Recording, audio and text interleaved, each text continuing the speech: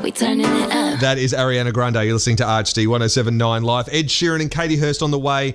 In the next 10 minutes, we were talking about Mortal Engines. Mortal Engines is a series of books by a guy named Philip Reeve, and it centers on this idea that in the future, in thousands of year time, it's like, post-apocalyptic war, it's classic sort of dystopian sort of stuff that we see in a whole bunch of things.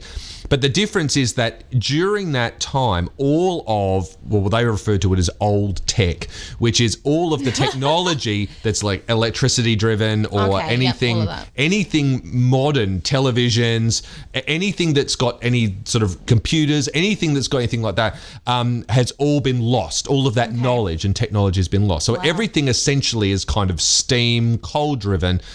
Flight is all done with airships and I guess the most prominent part of it is they've realised that in order to gain resources from each other, because the resources are incredibly scarce, the whole sort of planet is kind of, there's not much there anymore because of all the destruction, that the major cities of the world need to be mounted on wheels and become transportable to literally hunt other towns and cities and literally capture them and take their resources from them. So the whole thing is this idea of the traction city. I should probably So if you're into like locomotive, train, that kind of stuff, you'll enjoy this. Well, it's been done by Peter Jackson, the Lord of the Rings guy. So needless to say, the whole thing looks pretty dynamic. So they put out a little while ago this this teaser trailer, which I'm now going to show you, Marianne Mayo, because it's important that you kind of get this whole idea. I have, until 5 minutes ago, never heard of Mortal Engines. Okay, so here we go. What is that? That is London.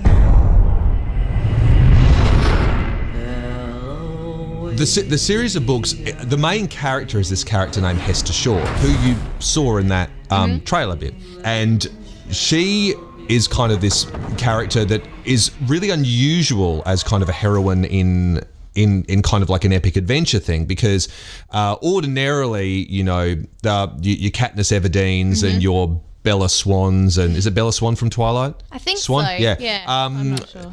They're kind of got this whole idea of they're beautiful, but in a kind of an every person kind of way. You're supposed to be able to relate, but somehow also aspire to in that way. Yeah. Whereas Hester Shaw is this character that's definitely not through the whole series of books. She's someone who has a big character arc and changes over the course of it. But when the story starts, she's a very kind of bitter and someone who's kind of like bent on revenge for things that have happened earlier in her life. And the characteristic is that she actually suffered from this terrible injury when she was younger that kind of disfigured her. So it was so her eye is missing and her nose is kind of destroyed and she's kind of scarred, because the idea behind that is going, you don't need to be beautiful or perfect or even someone who is kind of instantly relatable in order to be a hero of a story. And that really is a big resonating thing that goes through it. So the trailer came out yesterday, and everyone on Twitter freaks out because she's got both her eyes and they show the scar, and the scar is not, well, it's kind of like a pirate scar. Kind of, it goes down her face, but it's not that same kind of thing. So everyone goes nuts and going, this goes against the whole idea. And she's beautiful, and she's a beautiful girl. So it's like, it's really flies against the face of that, to the point where Philip Reeve himself, the author, came out and made this statement about going, yes, I know you're all freaking out and I know this is really hard, but the beautiful people and beautiful faces are Hollywood's best natural resource. And no matter how much filmmakers and people try to fight against that idea, they will tend to end up pushing back. And because they're the ones who fund the films, who allow it to actually be seen in the first place, they do get a certain amount of influence over the whole thing.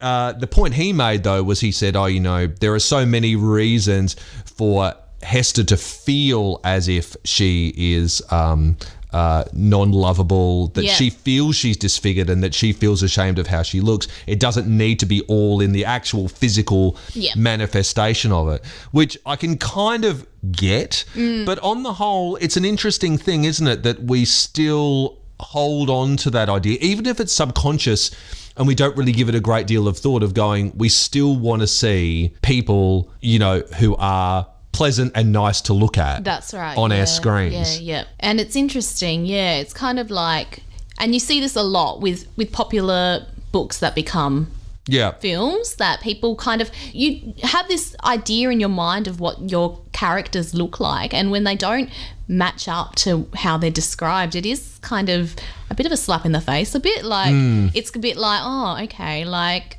Has there been an example that you can think of that you saw?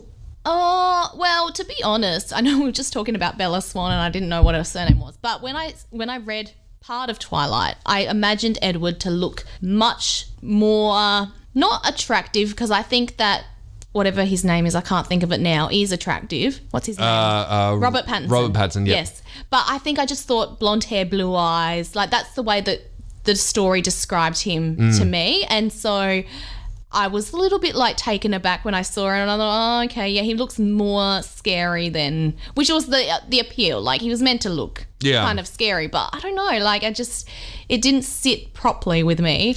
I think too, whenever you talk about beauty or plainness or ugliness or whatever, and that's a really important part of a book, the thing that makes that work so well is that idea that that's all totally relative to your own expectation.